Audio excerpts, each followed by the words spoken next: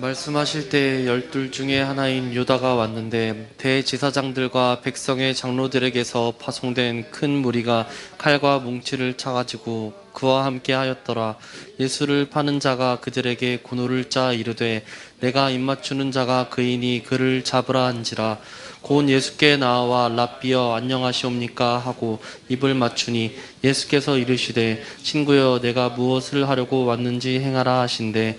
이에 그들이 나와 예수께 손을 대어 잡는지라. 예수와 함께 있던 자 중에 하나가 손을 펴 칼을 빼어 대제사장의 종을 쳐 그 귀를 떨어뜨리니 이에 예수께서 이르시되 내 칼을 도로 칼집에 꽂으라. 칼을 가진 자는 다 칼로 망하느니라. 너는 내가 내 아버지께 구하여 지금 12군단 더 되는 천사를 보내시게 할 수 없는 줄로 아느냐. 내가 만일 그렇게 하면 이런 일이 있으라 한 성경이 어떻게 이루어지겠느냐 하시더라. 그때 예수께서 무리에게 말씀하시되 너희가 강도를 잡는 것 같이 칼과 몽치를 가지고 나를 잡으러 나왔느냐. 내가 날마다 성전에 앉아 가르쳤으되 너희가 나를 잡지 아니하였도다. 그러나 이렇게 된 것은 다 선지자들의 글을 이루려 함이니라 하시더라. 이에 제자들이 다 예수를 버리고 도망하니라. 예수를 잡은 자들이 그를 끌고 대제사장 가야바에게로 가니 거기 서기관과 장로들이 모여 있더라. 저는 오늘 겟셋마네 동산에서 있었던 일이라고 하는 제목으로 여러분과 함께 하나님 말씀을 나누고자 합니다. 오늘 겟셋마네 동산에서 기도하기 전에 예수님께서 최후의 만찬을 하셨습니다. 제자들과 함께 만찬을 하셨는데 그 만찬의 자리에서 예수께서 어떻게 앞으로 고난을 받으실 것인가, 예수께서 어떻게 인류의 죄를 속량하시기 위해서 십자가를 지실 것인가, 예수께서 어떻게 배신을 당할 것인가, 제자들이 어떻게 예수님을 버리고 다 도망갈 것인가를 예수님께서 다 말씀하셨어요. 오늘 본문은 예수께서 최후의 만찬을 하시고 이제 하나님께서 원하시는 그 뼈아픈 기도를 하신 후에 이제 그 모든 것들이 예수님께서 말씀하신 순서대로 이제 이루어져 가는 모습들을 보게 됩니다. 오늘 겟셋마네 동산에서 예수께서 피땀 흘린 그 기도를 마친 후에 생긴 일이 무엇이냐. 예수께서 예언한 대로, 예수께서 성만찬 시간에 예언한 대로 예수님을 기다리고 있는 것은요, 그의 제자 유다가 구호로 입맞춤을 하면서 이스라엘의 유대교의 대제사장, 장로들, 로마 병정들에게 자기의 스승을 팔아먹는, 자기의 사부를 팔아먹는, 자기가 믿는 하나님을 팔아먹는, 자기가 믿는 전능자를 밀고 하는 일들이 벌어지고 있다. 예수를 파는 자가 그들에게 고노를 짜 이르되 내가 입맞추는 자가 그이니 그를 잡으라 한지라. 곧 예수께 나와 랍비여 안녕하시옵니까 하고 입을 맞추니 예수께서 이르시되 친구여 내가 무엇을 하려고 왔는지 행하라 하신대. 이에 그들이 나와 예수께 손을 대어 잡는지라. 유다는 예수님과 3년 반 동안 동거, 동락, 동행, 동역을 한 분이었어요. 누구보다도 예수님의 가르침을 깊이 있게 가까이서 경험하신 분이었어요. 누구보다도 일거수일투족 예수님의 숨결을 경험한 자였습니다. 그리고 누구보다도 예수님이 행하신 그 초자연적인 기사와 표적과 능력을 실제로 옆에서 보았던 자입니다. 그러나 더 중요한 것은 예수께서 3년 반 동안 공생의 기간 동안에 보인 그분의 성품, 그분의 인격, 그분의 신성을 경험한 자였습니다.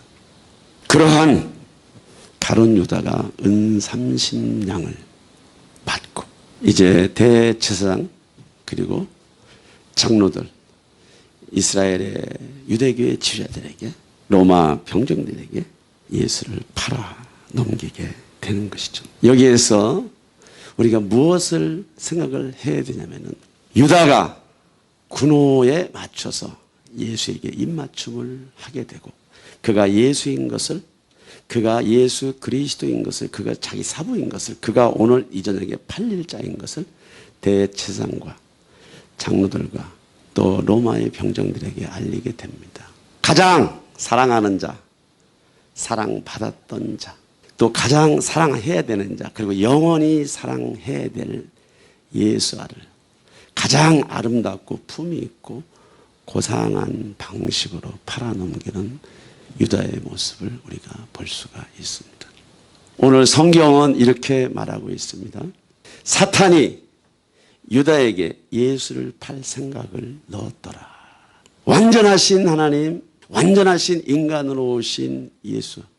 그분 하나님의 뜻과 하나님의 섭리를 이루시기 위해서 이 땅에 오셨습니다.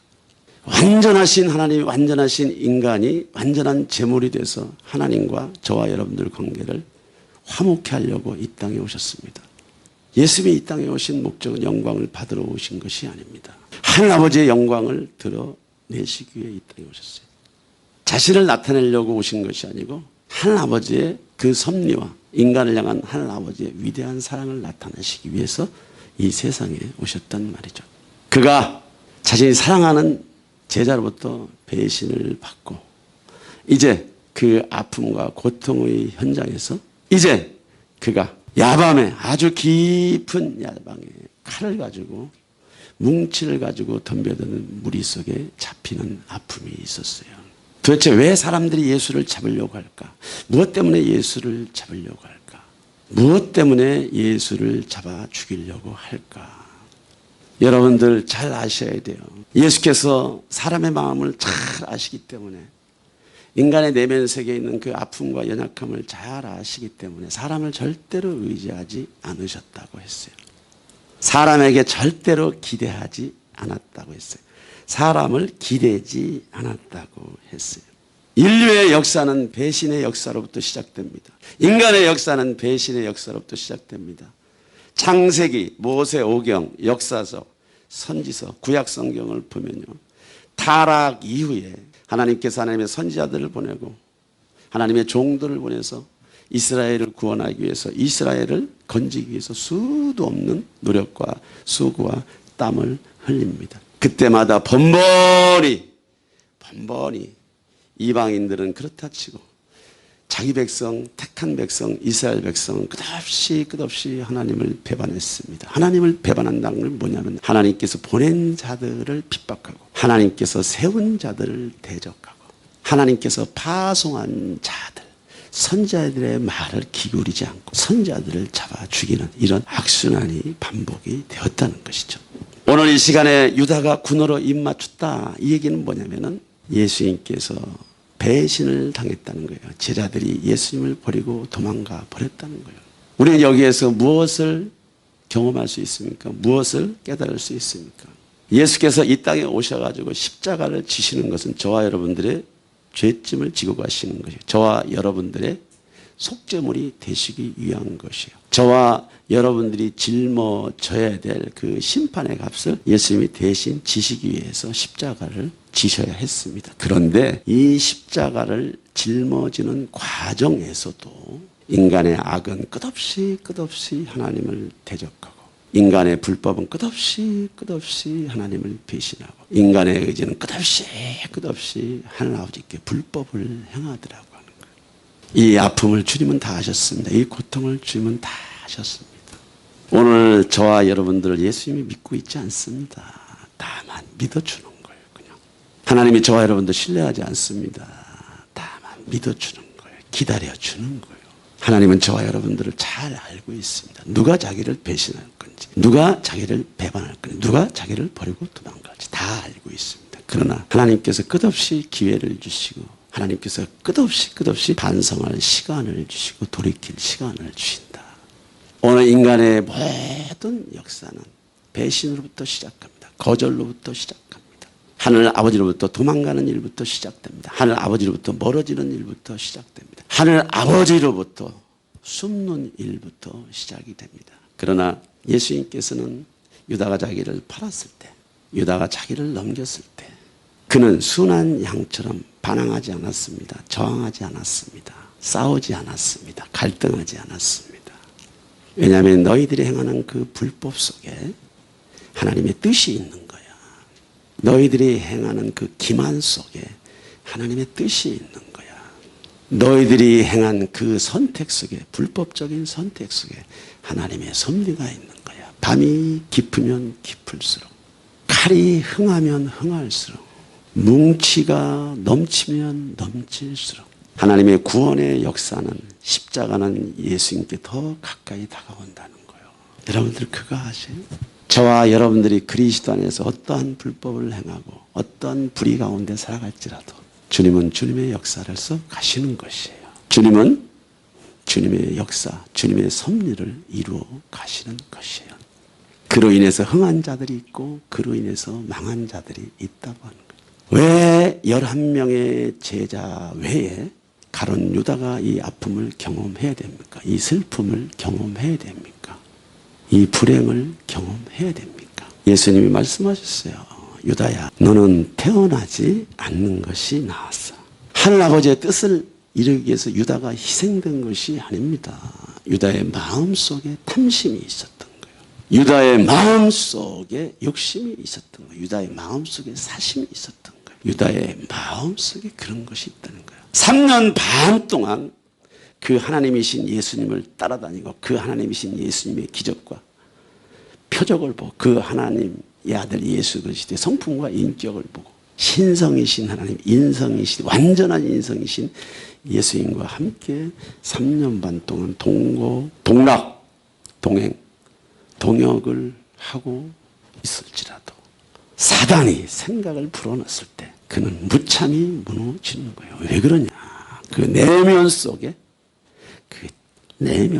탐심이 있었기 때문에. 하나님께서 이 땅에 오셔가지고 자신의 뜻을 이루고 자신의 의, 자신의 선, 자신의 공의가 실현될 수 있도록 누구를 사용하냐면요, 죄인들을 사용한다는 걸 아셔야 돼요.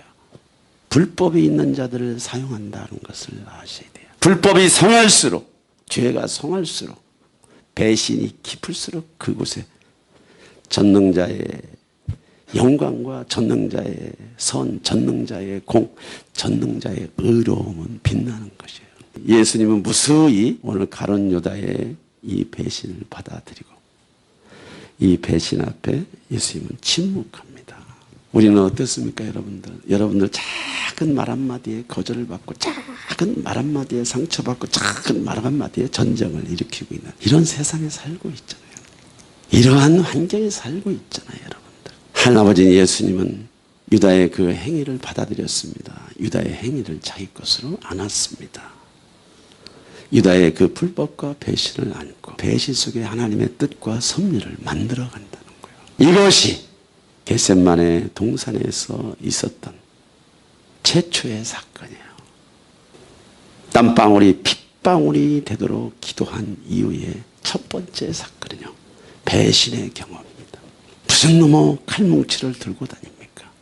무슨 놈의 총칼을 가지고 예수님을 잡으러 옵니까? 예수가 그러한 모습을, 예수가 그런 아픔을 마음속에 깊이 품고 너희들이 행할 바를 행하라. 너희들이 행할 바를 행하라. 이렇게 말씀하고 있습니다. 오늘날 저와 여러분들의 생활과 삶 속에서도 사탄이 저와 여러분들의 마음속에 생각을 불어넣고 거기에 뿌리를 내리고 거기에 열매를 맺게 하고 덕지 붙어 있도록 덕지 사탄의 열매들이 저와 여러분들의 생활과 삶 속에 자리하도록 역사하고 있는 거예요. 인간의 모든 불행은요, 사탄으로부터 오는 겁니다. 근데 그 사탄의 미혹을 내가 받고 품고 안고 먹고 있으면요, 이게 자식에 대해 부모 대해 또 자식에 대해 부모 대를 내려가서 그 집안과 그 세대에 그런 악의 뿌리로 이렇게 성장하는 모습들을 볼 수 있습니다. 오늘 가룟 유다의 불행은요, 저와 여러분들의 불행이 될 수 있습니다. 그때 예수께서 제자들에게 이르시되 오늘 밤에 너희가 다 나를 버리리라. 기록된 바 내가 목자를 치리니 양의 떼가 흩어지리라 하였느니라. 그러나 내가 살아난 후에 너희보다 먼저 갈릴리로 가리라. 베드로가 대답하여 이르되 모두 주를 버릴지라도 나는 결코 버리지 않겠나이다. 예수께서 이르시되 내가 진실로 내게 이르노니 오늘 밤 닭 울기 전에 내가 3번 나를 부인하니라. 예수님께서 겟세마네 동산에서 기도하시기 전에 또다시 만찬을 했다고 말씀드렸습니다. 그 만찬 시간 동안에 너희들이 나를 어떻게 배신할 것인지, 쟤들이 나를 어떻게 떠날 것인지에 대해서 예수님께서 말씀하셨습니다. 이때 용감한 베드로, 씩씩한 베드로, 착한 베드로, 용기 있는 베드로는 예수님께 절대로 그런 일이 없을 거라고 말합니다.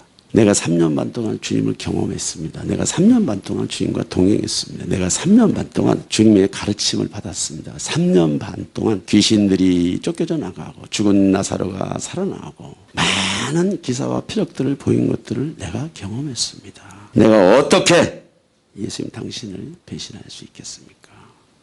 오늘 이렇게 베드로가 씩씩하게 예수님 앞에 말씀하십니다. 그러나 예수님이 네가 닭이 울기 전에 나를 부인할 거야. 닭이 울기 전에 네가 나를 부인하게 될 것이야. 어떻게 예수님은 이것을 아셨을까요? 어떻게 예수님은 이것을 아셨을까요? 오늘 이 본문을 통해서 저와 여러분들이 깨달아야 될 중요한 진리가 있습니다. 하늘 아버지께서 예수님께 맡기신 이 십자가의 사명은요, 누구도 옆에서 낄 수가 없다는 거예요. 누구도 옆에서 함께 할 수 없다고 하는 거예요. 예수님은 철저하게 성령님만 의지했어요. 예수님은 철저하게 하늘 아버지만 의지했어요. 예수님은 철저하게 그분 앞에 주목하고 있었어요. 저와 여러분들의 죄값을 청산하시기 위해서 십자가로 가는 그 과정 안에서조차도 가룟 유다를 의지하지 않았습니다. 가룟 유다의 배신에 눈 하나 기울이지 않았습니다. 12 제자들이 자기를 버리고 도망갈 것이라고 하는 하늘 아버지의 알리심조차도 예수님에게는 충격이 오지 않았어요. 왜냐하면 도우림이 없는 인생과 사람을 의지하는 것은 망하는 것이기 때문에 예수님은 사람에게 기대지 않았습니다. 제자들에게 기대지 않았습니다. 수제자 베드로에게조차도 예수님은 의지하지 않았습니다. 네가 나에게 그런 용감한 고백을 할지라도 네가 닭이 울기 전에 3번 나를 부인할 것이야. 환경이 상황이 너를 위협한다면, 너에게 이해관계가 주어진다면 너는 나를 얼마든지 버리고 너는 나를 얼마든지 배신할 수 있어. 베드로, 나는 너를 믿지 않아. 그러나 나는 너를 믿어줄 거야. 나는 너를 신뢰하지 않아. 그러나 나는 너를 신뢰해 줄 거야. 어떻게? 내 사람으로 만들어서 세워서 성령을 통해서 내가 너를 사용할 거야. 사람은 하늘 아버지 앞에 무가치합니다. 그러나 하늘 아버지가 저와 여러분들을 가치 있게 지으셨기 때문에 그분의 이름 때문에 저와 여러분들이 살아나는 거예요. 그분의 이름 때문에 저와 여러분들에게 소망이 있는 거예요. 자기의 이름을 위해서 저와 여러분들을 건지시는 거예요. 그분의 신성과 영광을 위해서 저와 여러분들을 끌고 가는 겁니다. 오늘 베드로가 3번씩이나 예수님을 부인할 거라고 하는 이 예수님의 진호는 무슨 얘기냐면은 예수께서 십자가에서 짊어져야 될 그 고난 가운데, 그 짐 가운데 누구도 거기에서 예수님을 조금이라도 돕는 자들이 없다는 거예요. 인간은 그 일을 할 수 있는 자가 없다는 거예요. 예수님의 부친, 모친, 예수님의 형제들조차도 예수님이 행하시는 이 영적인 횡보가 무엇인지를 도대체 감을 못 잡고 있다는 거예요. 이때까지도 사람들은 예수에 대해서 어떻게 생각하냐면 예수를 정치적인 메시아로 알고 있었던 거예요. 이때까지 예수님의 제자들조차도 이스라엘 민족을 로마에서 건질 정치적인 메시아로 알고 있었다는 거예요. 오늘 십자가의 도, 십자가의 길, 그 제물 되시기 위해서 오늘 처형장으로 가시기 전에 그 십자가의 길에서 이제는 가룟 유다의 배신과 더불어 제자들이 떠날 것을 예수님께서 다 알고 계신 것이에요. 이것은 무엇이냐면은 저와 여러분들을 구원하시고 저와 여러분들에게 영생을 주시기 위해서 예수님께서 이 땅에 주신 이 지상 사역은요, 누구도 예수님을 돕는 자가 없었다고 하는 거예요. 처음부터 끝까지 돕는 자가 한 사람도 없었다는 거예요. 인자가 머리둘 곳이 없다라고 하는 것이 그런 얘기죠. 천상의 세계에서 지상의 세계를 바라볼 때는요, 건질 것이 없는 거예요. 천상의 세계에서 지상 세계를 바라볼 때는 소망이 없는 거예요. 그래서 노아의 심판이 있었던 것입니다. 그래서 이 땅에 물심판이 있었던 것입니다. 창세기, 출애굽기, 역사서, 선지서의 모든 구약성경의 메커니즘은 끝없는 배신입니다. 끝없이 하나님을 밀어내는 것, 끝없이 하나님을 적대하는 것. 그럼에도 불구하고 하나님께서 많은 선지자들을 보내서 주의 종들을 보내서 설득하고 또 설득하며 그분의 뜻을 이루기 위해서 수고하고 애쓰는 모습들을 볼 수가 있습니다. 왜 그렇습니까? 무엇 때문에 그렇습니까? 전능하신 하나님께서 당신의 이름을 위해서 저와 여러분들을 놓지 않고 있다는 거예요. 자신의 이름을 위해서 저와 여러분들을 포기하지 않는다는 거예요. 하늘 아버지 앞에 홀로 단독자로 서 계신 예수와 누구도 그 옆에는 낄 수가 없어요. 십자가의 형틀에 땀 한 방울, 피 한 방울 남김없이 쏟으시는 그 자리도 하늘 아버지 앞에 단독자로 서 계시지만 십자가로 가는 그 과정에서조차도 단독자일 수밖에 없는 예수와 홀로 선 예수와 전능자 앞에 홀로 감당하는 그분의 외로움, 그분의 외로움을 우리가 한번 생각을 해봐야 되는 거죠. 그분의 고독을 한번 생각해 봐야 합니다. 오늘 저와 여러분들의 생활과 삶 속에서 또다시 적용할 수 있어요. 예수를 믿는다고 하는 것. 주변의 모든 사람들이 불신자인데 예수 믿고 살아간다고 하는 것. 여러분들의 개인의 기도가 있습니다. 집안의 기도 제목이 있습니다. 여러분 나름대로 이런저런 기도의 제목들이 있습니다. 예수를 알고 예수에게로 더 깊이 살아가면 살아가는 사람일수록 이 기도의 짐이 무거운 거예요. 이 기도의 짐의 탄식과 한숨이 깊어지는 거예요. 누구도 이해 못합니다. 누구도 알 수 없어요. 이방인들의 기도와 중원부원 기도하는 자들은 그런 걸 몰라요. 이 기도의 자리, 예수님처럼 홀로 선 단독자의 모습으로 자녀들 위해서 기도하고 가족들 위해서 기도하고 교회를 위해서 기도하고 주님 나라를 위해서 기도하는 그 홀로 선 단독자의 모습이라고 하는 것은 오늘 저와 여러분들의 생활 속에서도 찾아볼 수 있어요. 찾아볼 수 있어. 신앙이 깊어지면 깊어질수록 믿음이 깊어지면 깊어질수록 예수님이 가는 길의 흔적들을 여러분들 스스로 깨닫게 되는 거예요. 여러분 스스로 그것들을 이해하고 그것들을 경험하게 됩니다. 내가 신뢰하여 내 떡을 나눠 먹던 나의 가까운 친구도 나를 대적하여 그의 발꿈치를 들었나이다.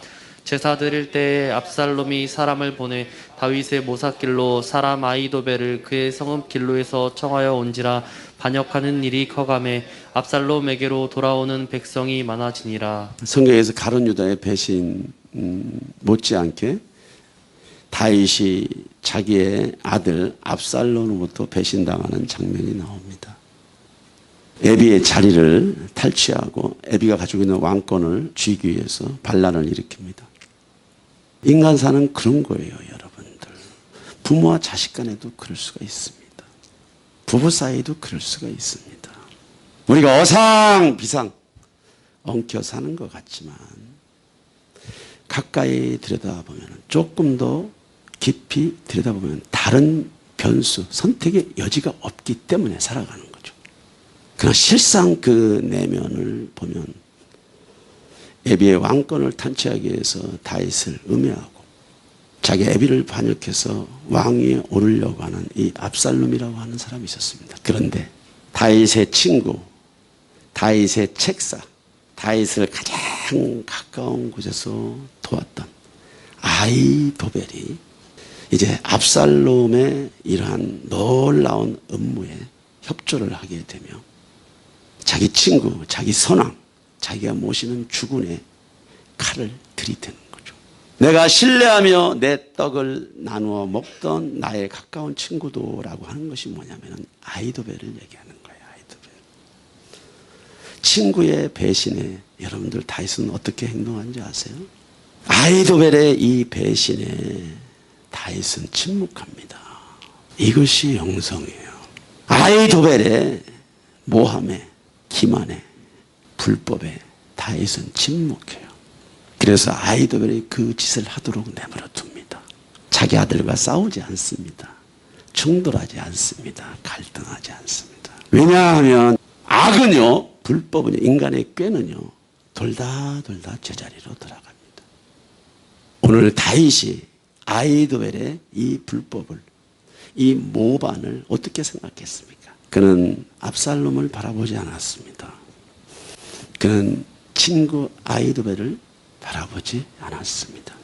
그가 어떻게 해서 이스라엘 왕국의 왕이 됐는데, 그가 어떻게 해서 그 나라를 세웠는데, 자식이 자기를 해치고 왕권을 탈취하려고 할 때, 자신이 왕권을 탈취할 수 있도록, 자신의 왕권을 탈취할 수 있도록 자기의 중요한 오른팔 아이도벨이 그 일들을 돕는다고 했을 때, 인간의 심정으로는 참을 수 없고, 인간의 심정으로는 이것은요 가만히 있을 수 없는 문제예요. 그러나 성경은 그렇게 말하지 않습니다. 다윗은 그 모든 것들을 받아들여요. 그리고 아들과 싸우지 않습니다. 아들과 충돌하지 않습니다. 왜냐하면 인간이 가질 수 있는 배신과 기만, 술수 모든 잔꾀의 끝을 다윗은 알고 있기 때문에 침묵합니다. 그리고 하나님아버지의 뜻을 신뢰합니다. 그분을 의지합니다. 전심으로 그분을 믿습니다. 왜? 하나님아버지께서 그런 말씀하셨습니다. 하나님을 사랑하는 자 곧 그 뜻대로 부르심을 입은 자는 모든 것이 합력해서 선을 이루는 것이야. 모든 것이 합력해서 선을 이루는 것이야. 오늘 예수님께서 이제 유다에게 배신을 당합니다. 쟤들에게 배신을 당합니다. 그가 배신의 현장에서 쟤들과 싸우지 않았습니다. 그들과 다투지 않았습니다. 자기를 잡으러 칼을 들고 뭉치를 들고 온 제사장들과 그리고 장로들과 다투지 않았습니다. 싸우지 않았습니다. 왜냐? 밤이 깊으면 깊을수록 칼, 폭력이 깊으면 깊을수록 무리를 지어서 더 많은 세력이 확장되면 될수록, 어둠이 깊으면 깊을수록, 더 깊으면 깊을수록 그 속에 하나님의 뜻이 가까이 오기 때문에 예수님은 순종한 거예요. 아무 소리 안 하신 거예요. 오늘 다윗의 모습도 우리가 똑같이 볼 수가 있어요.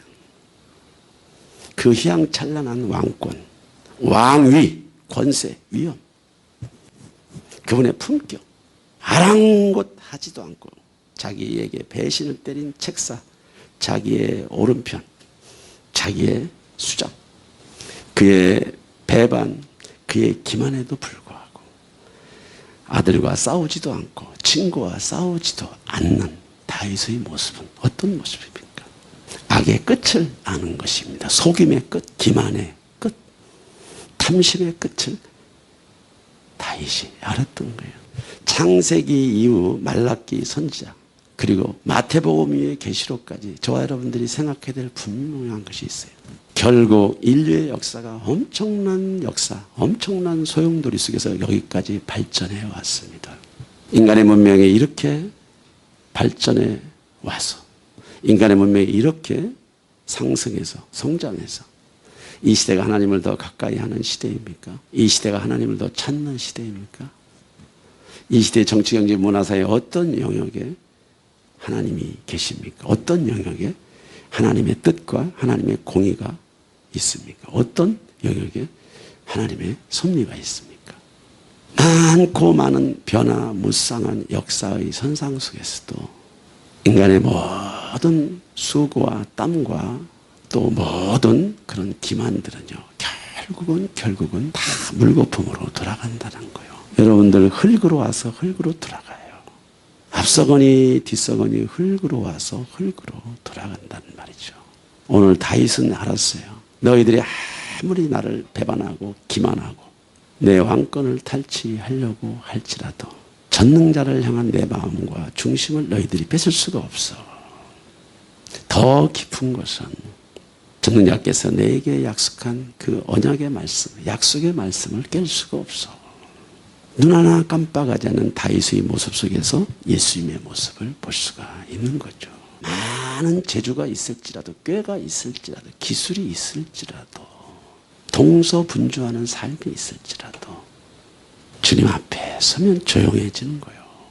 예수 앞에 서면 조용한 것이에요. 누구를 위하여서 종을 올립니까? 무엇을 위해서 종을 올리게 되는 것입니까? 유다는 은 30냥으로 예수를 팔았지만 저와 여러분들은 무엇을 가지고 예수를 넘길 수 있겠습니까? 저와 여러분들은 무엇을 가지고 예수를 팔 수 있겠습니까? 생각을 해보세요. 나의 계명을 지키는 자라에 나를 사랑하는 자요. 오늘 겟셋만의 동산에서 있었던 일 중에요, 예수님은 배반을 당합니다. 제자들이 떠나갑니다.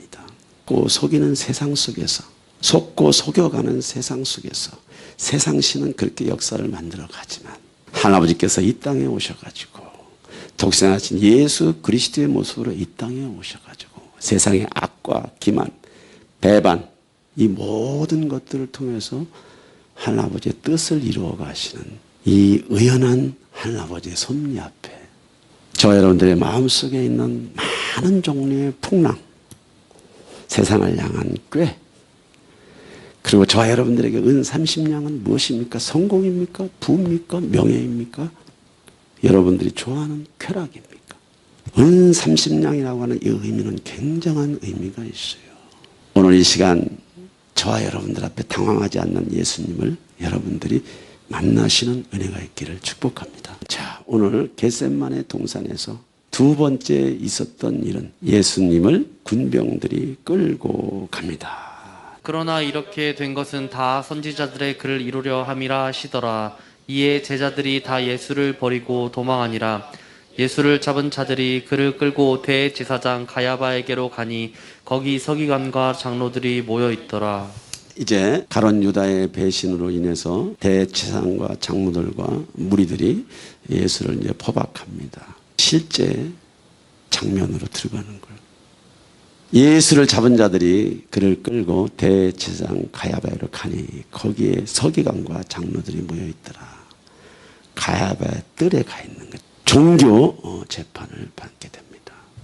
오늘날로 말씀드리면 다시 오실 예수 그리스도가 초자연적인 공중 권세를 가지고 강림하지 아니하시고 메시아로 오셔서 사람으로 오셔서 2000년처럼 예수님께서 다시 한번 태어나셔서 이 땅에 오신다고 해도 오늘날 저 여러분들이 섬기는 이 그리스도의 몸 안에서, 교회 안에서, 공동체 안에서 지도자들이나 성도들이나 말할 것도 없이 예수를 포박하고 예수를 신문하고 예수를 밀어낸다고 하는 거예요. 자, 무슨 얘기냐? 예수님은 왕이십니다. 예수님은 하나님이십니다. 예수님은 전능자십니다. 예수는 빛으로 이 땅에 오셨습니다. 빛이 이 땅에 왔으나 어둠이 빛을 깨달지 못합니다. 어둠이 빛을 깨달지 못하는 정도로 끝나는 것이 아니고 빛을 얘기하는 예수, 빛을 설명하는 예수, 진리를 이야기하는 예수를 잡아 죽이려고 합니다. 도대체 왜 무엇 때문에 유다를 앞세워서 대제사장과 장로들과 서기관들과 유대교회에 있는 그 유대인들은 예수님을 잡아 죽이려고 이렇게 혈안이 되어 있을까? 이제 예수께서 고난의 자리에 실제 들어갑니다. 고통의 자리에 실제 들어갑니다. 이제 종교 재판을 받게 되는 것이죠. 예수님께서 고난을 당하는 장면은요, 이방인들에게 당하기 전에, 로마 병정들에게 당하기 전에 자기 백성에게 수모를 당합니다. 자기 백성에게 고통을 당합니다. 자기 백성의 인격적인 모욕뿐만 아니라 수치를 줍니다. 엄청난 갑론을박을 통해서 이제 가야바뜰에 섭니다. 저는 여기서 예수님의 긴장감을 봤어요. 긴장감. 화 있을진저 바리새인들, 화 있을진저 서기관들, 화 있을진저 예루살렘들아, 너희들은 하늘 아버지의 천국 문 앞에 서서 너희도 들어가지 않을 뿐더러 들어갈 자들도 맡고 있는 자들이야. 너희들이 이미 종교화되어 있고 너희들이 이미 이방신을 섬기는 것처럼 나를 우상으로 섬기고 있기 때문에 불법을 행하는 자들이, 불의를 행하는 자들이 만민이 기도하는 하늘 아버지 집에 충만한 것을 예수님께서 슬퍼하시고 예수님께서 노여워하셨다는 거예요. 이제 그 불의한 종교 지도자들, 그 불의한 이스라엘 지도자 앞에 예수님이 섰을 때 어떤 긴장감이 있겠어요? 자기가 부르셔서 자기가 선택해서 다윗의 후손으로 이스라엘 왕국을 만들어 놨는데 하나님 아버지의 사명으로 이제 그 나라, 그 의를 이루기 위해서 자기 백성에게 왔는데 가야바 뜰에서 이제 심판을 받게 되는 예수님의 심정, 예수님의 아픔, 예수님의 긴장감을 저는 느꼈어요. 그때 예수님은 무슨 생각을 하실까? 이때 예수님은 어떤 생각을 하셨을까? 그들이 가야바 뜰에서 대제사장과 또 장로들의 심판을 받고 그들의 신문을 이제 받기 시작합니다. 여러분들, 고난이라고 하는 것은 이런 것입니다. 고통이라고 하는 이런 것입니다. 사형장에 끌려서 사형당하는 것도 힘들고 어렵고 고통스러운 그 과정이 너무너무 복잡해요. 새벽녘에 끌려가서 밤새도록 예수님이 이리저리 끌려다니면서 예수님 이제 순환을 당하는 것이다. 이에 총독의 군병들이 예수를 데리고 관정 안으로 들어가서 온 군대를 그에게로 모으고 그의 옷을 벗기고 홍포를 입히며 가시관을 엮어 그 머리에 씌우고 갈대를 그 오른손에 들리고 그 앞에서 무릎을 꿇고 희롱하여 이르되 유대인의 왕이여 평안할지어다 하며 그에게 침뱉고 갈대를 빼앗아 그의 머리를 치더라. 희롱을 다한 후 홍포를 벗기고 도로 그의 옷을 입혀 십자가에 못 박으려고 끌고 나가니라. 이스라엘의 대제사장과 장로들의 종교적인 심판으로 사형 선고를 내렸지만은 실제로 그 당시에 법적으로는 사형 선고를 내릴 수가 없었습니다. 그래서 그들은 이제 예수님을 빌라도 법정에 세우게 됩니다. 빌라도가 가만히 보니까 예수에게서 죄를 찾을 수가 없는 거예요. 빌라도 총독의 아내가 빌라도에게 옵니다. 당신 저분 건들지 마셔. 저분 건들지 마시라고. 이 사건에 관여하지 마셔. 그 위기감을 느낀 빌라도가 헤롯에게 예수님을 또 보냅니다. 헤롯에 끌려간 예수님께서 헤롯 앞에 서게 되는데 헤롯이 예수님을 희롱하다가 가만히 보니까 자기가 손댈 뿐이 아니고 자기가 이 부분에 대해 심판을 내릴 만한 어떤 명분이 없는 거예요. 이것을 이제 이스라엘의 종교 문제로 이렇게 헤롯이 정리하고서 다시 빌라도에게 보내게 돼요. 이 과정에서 예수님은요, 인간이 겪어야 될 가장 수치스러운 모습과 창피스러운 모습으로 밤새도록 끌려다니면서 심판대 앞에 서게 됩니다. 총독의 군병들이 예수를 데리고 관정 안으로 들어가서 온 군대를 그에게 모으고 그의 옷을 벗기고 흉포를 입히며 이제 빌라도가 생각을 하는 거예요. 이제는 나와 관계없어. 너희들의 법대로 이 예수를 처리해라. 이 사건에 대해서 나에게 피를 묻히지 않겠다. 너희들의 법대로, 너희들의 관례대로 이제 내가 예수를 넘겨주마. 그때 예수님은 자신이 가지고 있는 왕의 옷을 벗습니다. 메시아의 옷을 벗습니다. 전능하신 하늘 아버지의 그리스도의 옷을 벗어요.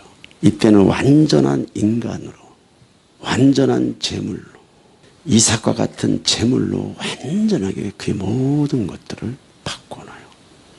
우리가 예수님을 치고 때리고 침뱉고 또 치고 때리고 침뱉고 우리는 예수님이 십자가에 그냥 돌아가셨다고 생각하는데요. 돌아가시는 그 과정도 복잡했어요.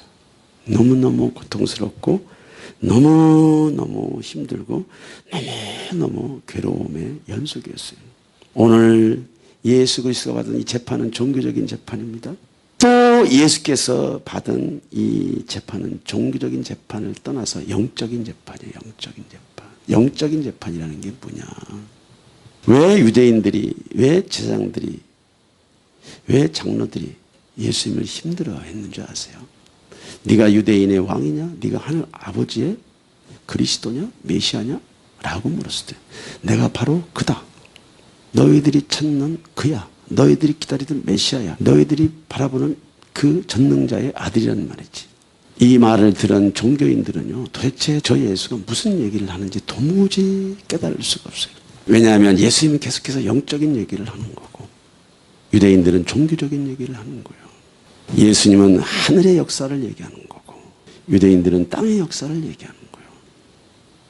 예수님은 아버지의 뜻과 아버지의 필요를 설명하는데 세상 종교 지도자들은요, 무엇을 먹을까 마실까 입을까라고 하는 이 주제를 가지고 하나님을 이용했기 때문에 무엇을 마실까 먹을까 입을까라고 이 주제를 채우기 위해서 하나님을 섬겼기 때문에 그들이 하나님을 아는 지식이 있을지라도 하나님을 섬기는 종교 행위가 있을지라도 예수님의 12 제자처럼 3년 반 동안 기사와 표적, 그분의 신성, 인격을 넉넉히 경험했을지라도 땅의 문제, 실존의 문제, 삶의 문제, 필요의 문제 앞에는 인간이 그렇게 무기력해 무너지더라는 거예요.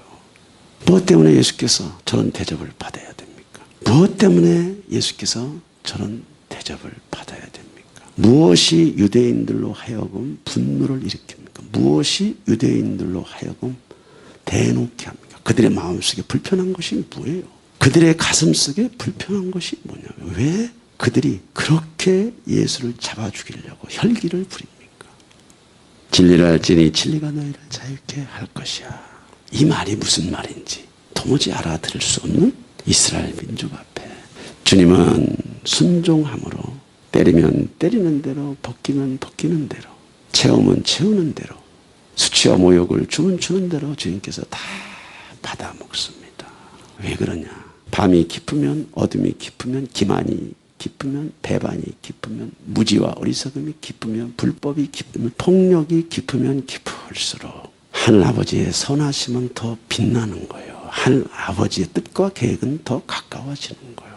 그분의 섭리가 더 명확하게 보여진다는 말이죠.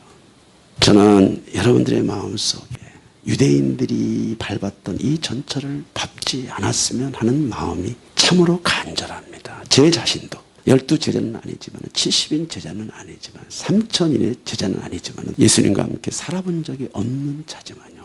오늘 이 성경을 통해서 이스라엘 민족이 성경을 통해서 예수님의 제자들이 성경을 통해서 유대인들이 범했던 룰을 이 어리석음을 이 불법을 답습하지 않기 위해서 무척이나 애쓰고 무척이나 몸부림치는 이러한 삶을 살고 있는 것입니다. 왜? 주님은 지금 천상의 뜻을 이야기하는 것이에요. 흙으로 왔으니 흙으로 돌아가는 인생.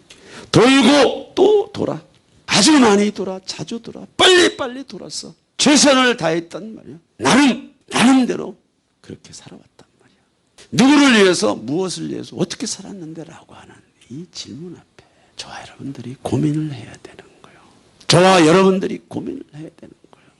많이 노력하고 애쓰고 수고하고 땀 흘린다고 다 내 것이 아니란 말이죠. 오늘 예수께서 저와 여러분들 앞에 나타나신다면 나는 그 전능자의 옷을 벗기고 그리스도의 옷을 벗기고 대신에 흉포를 입히고 그 머리에 가시관을 씌우는 자가 되지 말아야 되는데 우리도 얼마든지 예수행이라고 하는 이 이름 아래 이 미명 아래 우리가 주 앞에 이렇게 폭력을 행하는 삶을 살 수가 있다.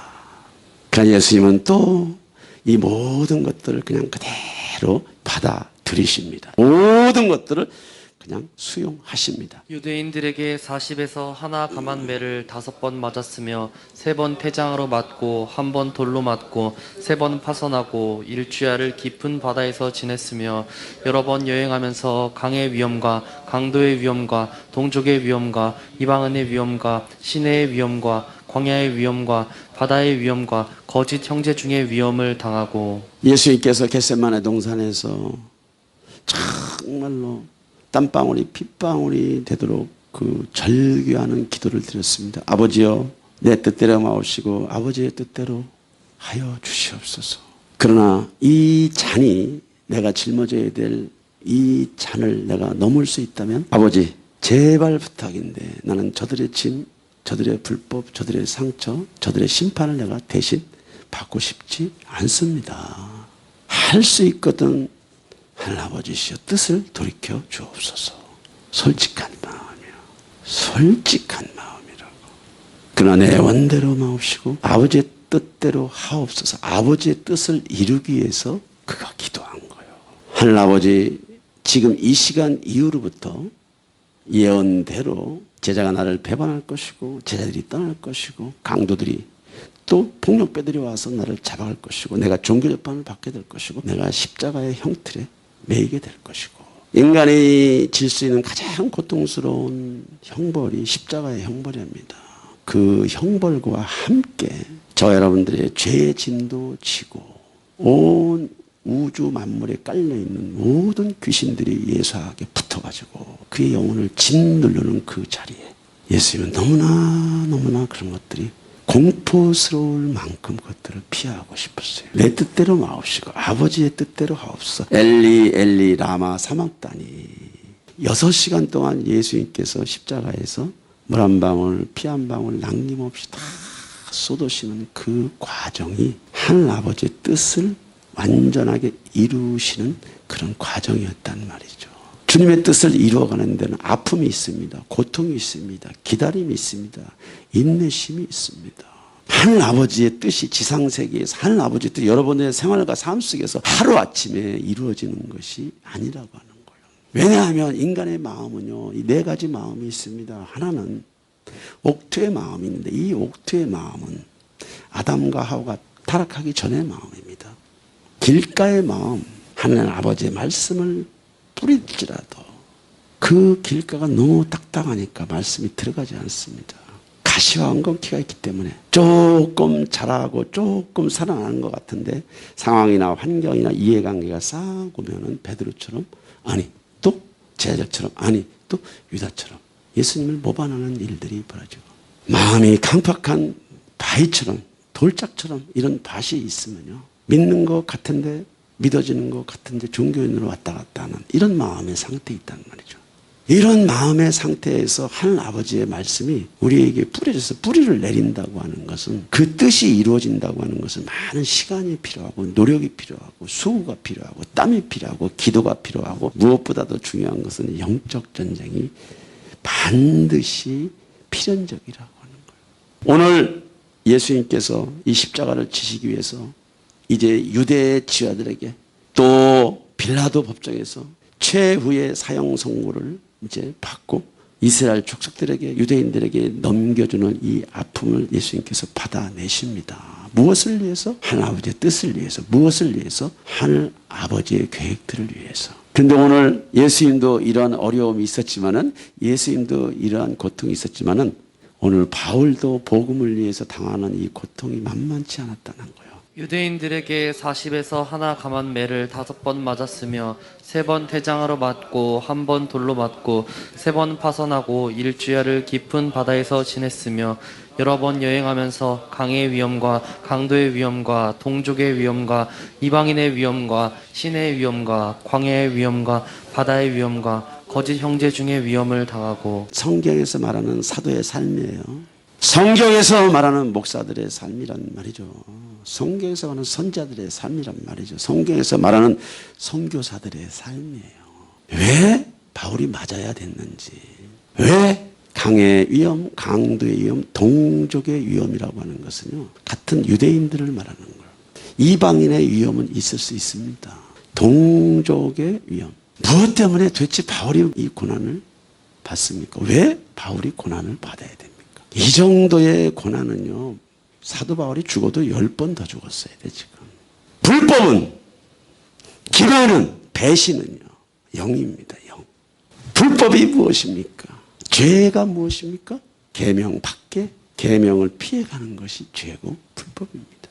저와 여러분들이 그리스도인이지만은 어느 만큼 주의 계명 앞에 순응하고 순종하고 그 계명이 저와 여러분들에게 즐거움이 됩니까? 생명이 됩니까? 그것이 은혜가 됩니까? 능력이 됩니까? 저와 여러분들의 삶의 동력이 됩니까? 강의 위험, 강도의 위험, 동족의 위험, 이방인의 위험이라고 하는 것은 뭐냐면요, 복음은 항상 자연세계, 물질세계, 정신세계와 충돌한다고 하는 거예요. 상태를 우리가 아셔야 돼요. 예수의 말씀, 진리의 말씀, 하늘 아버지의 말씀은요, 자연세계, 물질세계, 저와 여러분들이 살아가는 이 세계와는 설정 자체가 틀리고 기조 자체가 틀리고 프레임 자체가 틀리단 말이죠. 바울은 계속 천상의 얘기를 하고 있는 거고 세상은 계속 땅의 이야기를 하고 있는 거예요. 의인은 없나니 하나도 없다고 로마서에 말씀하고 있습니다. 위험이라고 하는 것은 충돌을 얘기하는 거예요. 긴장을 얘기하는 거예요. 싸움을 얘기하는 거예요. 저는 이 말씀이 너무너무 제 마음속에 와닿아요. 제가 예수를 대충 믿을 때는 잘 몰랐어요. 맨 은혜만 쫓아다니니까. 힘들고 어려우면 그분 앞에 위로하고 격려받는 것이 믿음이라고 생각했어요. 그런데 그러한 믿음은 절에도 있고 이방 종교에도 얼마든지 있더라는 거예요. 어느 날 내가 하나님의 말씀을 깊이 또 깊이 붙잡고 하나님의 말씀대로 살려고 조금 더 깊이 들어가다 보니까 하나님 말씀을 대적하고 밀어내고 하나님의 말씀을 피해가는 수도 없는 내 안에 강의 위험, 강도의 위험, 동족의 위험들이 있다는 걸 알았어요. 오늘 바울의 이 고난은요, 예수께서 십자가를 지시기 전에 겟세마네 동산에서 있었던 사건과 비슷합니다. 복음이 있는 자, 예수아가 있는 자, 진리대로 살아가려고 하는 자, 천상의 뜻을, 하늘 아버지의 뜻을 이 땅 가운데 실현하고 순종한 자의 삶은요, 반드시 전쟁이 있다는 거예요. 보이는 전쟁은 이런 전쟁이지만 보이지 않는 전쟁은 여기 내면에서부터 시작이 된다는 거예요. 제가 존중히 여기는 목사님은 그런 말씀을 하셨어요. 진리의 말씀, 예수의 말씀, 하늘 아버지의 말씀 앞에 배우려고 하지 않는 자들은 종교의 영을 가진 자들이라는 거예요. 그런데 종교의 영을 가진 자들이 교회 밖에만 있냐? 아닙니다. 예수 안에 있는 자들도 강의 위험, 강도의 위험, 동족의 위험, 이방인의 위험, 시내의 위험, 광야의 위험, 바다의 위험, 거짓 형제 중에 위험을 당하고 수도 없이 우리 내면 세계의 생명의 성령의 법과 세상의 법, 육체의 법이 싸우고 있더라는 거예요. 그러나 예수님은 이러한 참된 복음을 증거하기 위해서 십자가에서 그 고난을 절대로 피하지 않았습니다. 바울도 사람과 싸우지 않았습니다. 환경과 싸우지 않았습니다. 유대인들에게 40에 하나 감한 매를 5번 맞았지만은 바울이 있잖아요. 유대인들과 싸우지 않았습니다. 여러분들은 누구랑 싸웁니까? 무엇과 싸웁니까? 누구를 괴롭힙니까, 여러분들? 무엇을 괴롭힙니까, 여러분들? 내 안에 선을 행하고자 하는 마음도 있지만 자연세계, 물질세계, 은 30냥이 여기 들어있기 때문에 하늘 아버지의 뜻과 그분의 뜻을 구하는 데 충돌이 있다고 하는 거예요. 이러한 과정 안에서의 긴장감, 이런 과정 안에서의 여러분들 마음속에 불편감들을 우리가 하늘 아버지께 가지고 나가면 성숙한 사람이야. 그런 사람들은 굉장히 영성 있는 사람이야. 유대인들은 대제사장, 이스라엘 민족의 장로들은요, 자신들의 불편함을요, 예수처럼 다윗처럼 바울처럼 자기 것으로 받아들이지 않았습니다. 그 불편한, 그 어둠, 그 불편한 불법들 속에서 하늘 아버지의 뜻을 찾아내려고 하지 않았습니다. 절망이 깊을수록, 어둠이 깊을수록 더 들어가면 들어갈수록 하늘 아버지의 진실, 하늘 아버지의 참뜻이 서서히 빛을 발하고 있음에도 불구하고 유대인들은, 대제사장은, 장로 서기관들은요, 그것을 예수를 잡아 죽이는 방법으로, 사도들을 잡아 죽이는 방법으로, 교회를 핍박하는 방법으로, 다른 사람들을 희생 제물로 사는 방법으로 그렇게 써버렸단 말이에요. 그것이 하늘 아버지의 신성과 진짜 사도들, 진짜 예수행이들, 진짜 성도들과의 차이라고 하는 거예요. 오늘 유대인들에게 40에 하나 감한 매를 5번 맞았다. 그 유대인들이 왜 바울을 그렇게 학대하고 때리고 바울을 죽이려고 하겠습니까? 가룟 유다에게 예수를 팔 생각을 넣어준 사탄이 있었습니다. 오늘 유대인들의 마음속에 바울을 죽이고자 하는 생각이나 사상을 갖다 준 사탄이 있습니다. 모든 불법과 악, 모든 기만과 배신 이면에는요, 반드시 거기에서 사탄이 웃고 있다고 하는 것. 예수님은 사탄에게 속지 않았습니다. 다윗도 사탄에게 속지 않았습니다. 오늘 바울도 사탄에게 속지 않습니다. 오늘 저와 여러분도 밤이 깊으면 깊을수록, 저와 여러분들의 어둠이 깊으면 깊을수록, 신음소리가 깊으면 깊을수록, 절망이 깊으면 깊을수록, 스스로에 대한 영적인 자괴감이 깊으면 깊을수록 남 탓을 하지 말고 세상 탓을 하지 말고 그 속 안에서, 그 깊이 안에서 하나님의 뜻이, 하나님의 섭리가 무엇인지를 찾아내는 은혜와 겸손이 있어야 될 줄 믿습니다. 인류의 모든 역사가 정말로 그렇게 분주하고 또 바쁘고 또 분주한 역사를 쓰고 온 것 같지만 앞서가니 뒤서가니 저와 여러분들의 이전 세대에 살았던 세대는 다 가고 없어요. 우리가 늘 이런 사회를 보고 있는 것이 아니라는 말이죠. 조금 있으면, 아주 조금 있으면 앞서가니 뒤서가니 흙에서 왔으니 흙으로 돌아가 버려요. 그러나 우주 만물을 지으신 하나님의 섭리는 만물을 붙잡고 계십니다.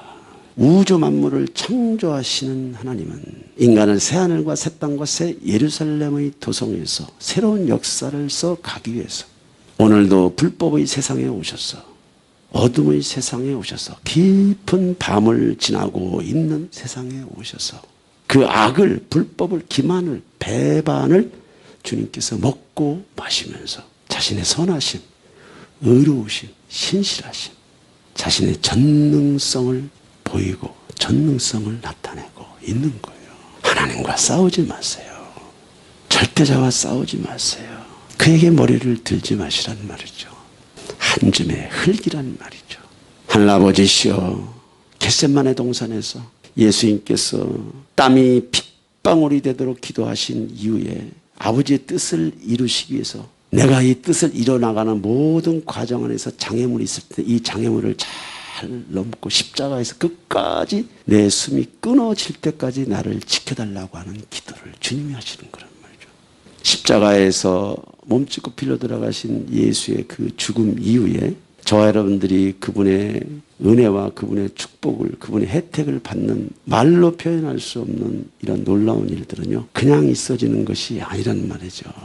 그냥 만들어진 것이 아니란 말이죠. 여기 와서 여러분들은 알 수 없는 예수님께 기도할 수 있습니다. 알 수 없는 하나님께 지금 예배드릴 수가 있어요. 그러나 알려고 노력하면은, 하나님을 만나려고 애를 쓰면 여러분들의 어둠, 불법, 죄, 상처, 기만, 배반, 수도 없는 여러분들 안에 있는 위험을, 여러분들 안에 있는 불법을 피하지 말고 다른 사람 핑계대지 말고 세상 핑계대지 말고 그 속에서 전능자를 알아가는, 전능자를 만나는 그런 지혜로움이 있어야 된다. 수리 참빛교회 하나님의 뜻과 비전이 있습니다.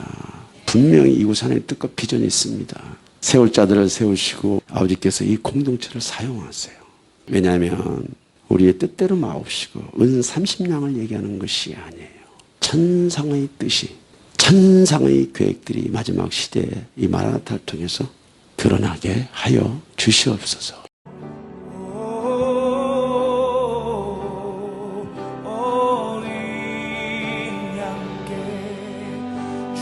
존귀하신 분,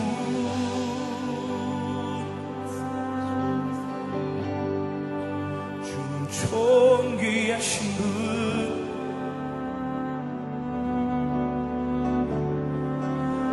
만물 주께 나와 주께 돌아가니 영광 받으소서.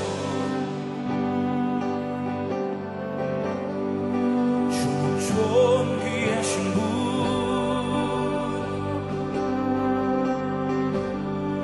주는 존귀하신 분,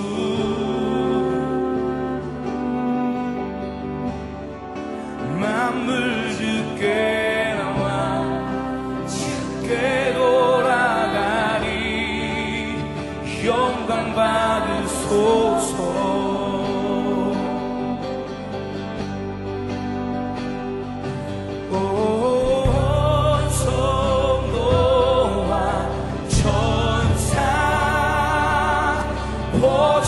보좌의 경배, 모든 장로들 면류관을 드리네. 어린 양께 온 성도와 천사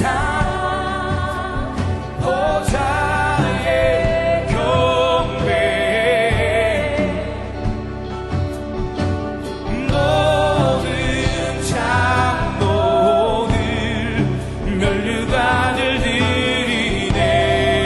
어린 양께 주는 존귀하신 분,